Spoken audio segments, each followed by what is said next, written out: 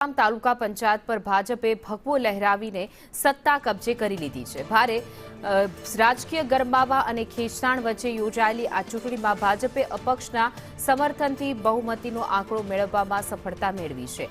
રાજકીય જંગમાં કોંગ્રેસનો એક ઉમેદવાર ગેરહાજર રહેતા કોંગ્રેસને મોટો ફટકો પડ્યો છે, જ્યારે ભાજપ માટે સત્તાનો માર્ગ મોકળો બન્યો છે। વડગામ તાલુકા પંચાયતના પ્રમુખ તરીકે અનુબેન ઉપલાણીની વરણી કરવામાં આવી છે।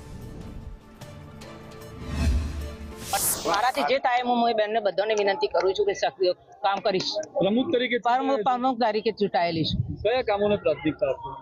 તાલુકાનો વિકાસ આપીશ। 14 મત મળતા હું ઉપપ્રમુખ તરીકે વિજય જાહેર થયો છું, માટે વડગામ તાલુકાની જનતાનો અને અમારા મતદારોનો ખૂબ ખૂબ આભાર માનું છું અને આવનારા સમયમાં તાલમેલથી સરકારને સારી રીતે ચલાવશું એવી હું ખાતરી આપું છું। પાણી ના હોય, રોડ રસ્તા ના હોય કે કોઈ આરોગ્ય ના હોય, આવા દરેક અમે કામને પ્રાધાન્ય આપીશું।